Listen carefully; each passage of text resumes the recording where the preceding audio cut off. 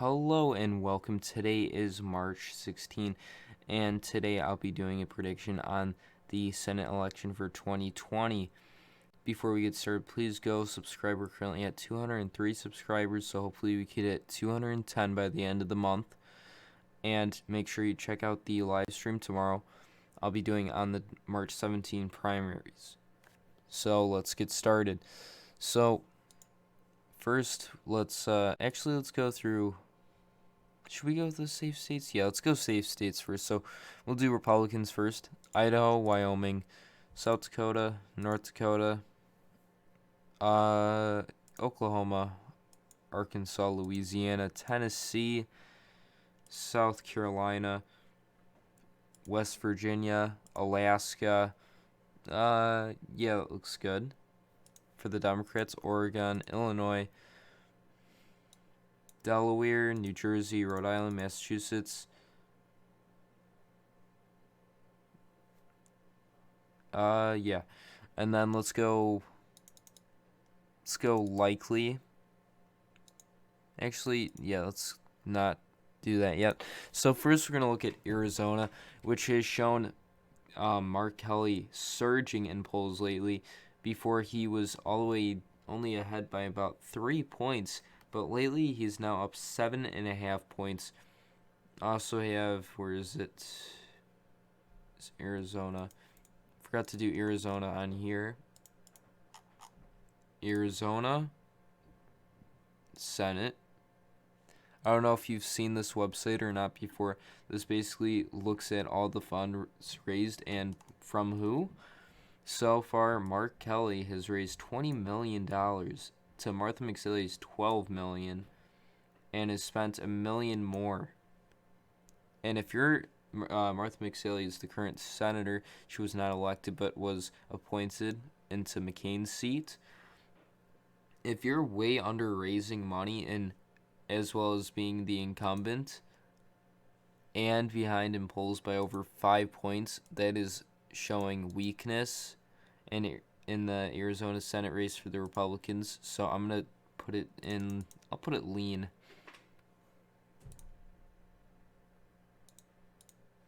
In Mississippi, I should also have pulled up Mississippi. Senate. Cindy Hyde-Smith has raised roughly over $1 million more. She's a little bit of a interesting senator, a little controversial, probably likely.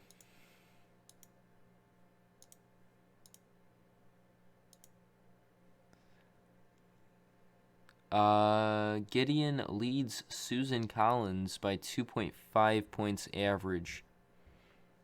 Not a good sign. Let's look at money raised.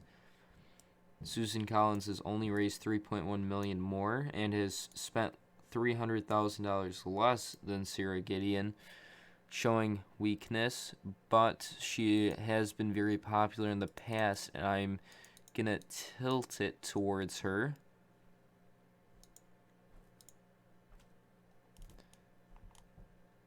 Get these stupid ads out of here. I hate I hate on here where if you don't have ad block, yeah, you can't have ad block on for it to work now. John James up versus Gary Peters.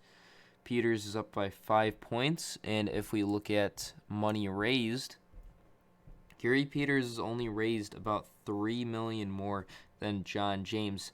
John James has also, well, this is older reporting, but and the latest one was like John James raised like $1 million more than Gary Peters. Gary Peters has not a lot of name recognition. John James did very well in 2018, actually, against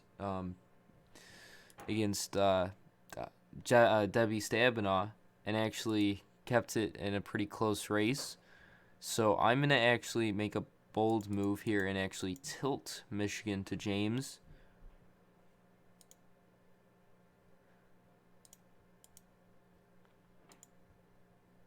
In Alabama, it looks like it's going to be Tuberville. He got the endorsement from Trump versus Sessions. Average lead over Doug Jones, but it looks like it's going to be Tumberville, which means it's probably going to be likely. Doug Jones did vote to impeach Trump, and that'll definitely hurt him in a very Republican state, and it looks like he will have no chance ahead there. Going into Texas, we actually had a primary there, too. John Cornyn actually surprisingly got a lot of people to come out to vote for him versus now Mary Hager, which is going into a runoff, I'm guessing against Joyce West. But John Cornyn did perform very well, and I'm going to actually put this in the likely column. He's raised a lot of money, and I could actually see this close to safe. He's very popular. Actually, yeah, I could see it. No, likely. Likely is closer. John Cornyn has done very well. So now into Colorado, where it's going to probably be Cory Gardner versus John Hickenlooper. Hickenlooper ran for president. He dropped out and went into the Senate race. Here, Cory Gardner leads him $5 million in raised money, but this is a very state that has been trending Democratic and could probably even go into the likely column. I'm going to actually put New Mexico in likely, too. There's no real Republican that could have a chance of really doing good there at the moment. Into Alabama. Oh, yeah, I did Alabama. I forgot. Iowa. Joni Ernst probably versus Teresa Greenfield. Joni Ernst has raised a lot of money. Not a lot of polling out there, but the ones that have shown have her leading. And Iowa, Trump's is doing better there. And in polling, Trump has won by at least 5 points there against Sanders or Biden. And that'll help Joni Ernst turn out some more voters too, so I could see it going in the likely column. And let's see, North Carolina. We actually had a primary there too. Kel Cunningham winning it by 59%, and Thom Tillis winning his by 78%. Kel Cunningham had more turnout. Well, there was more turnout in the Democratic primary just because there was more. Well, it was the Democratic primary was the big thing. Trump really didn't have a challenger, so it didn't get too many Republicans to come out, as well as Thom Tillis didn't really have a challenger, so a lot of Republicans also didn't turn out. But North Carolina is it's a lean Republican state, and I'm going to actually tilt it towards the Republicans. It's going to be close, but I think Thom Tillis will win again. I already did Alabama. So now I'm going to fill in the rest. So in Georgia, it's most likely both to be likely. Purdue, very popular, and I forgot the new senator that was appointed, but there's not really going to be that many possible Democrats that can really challenge to take the seat.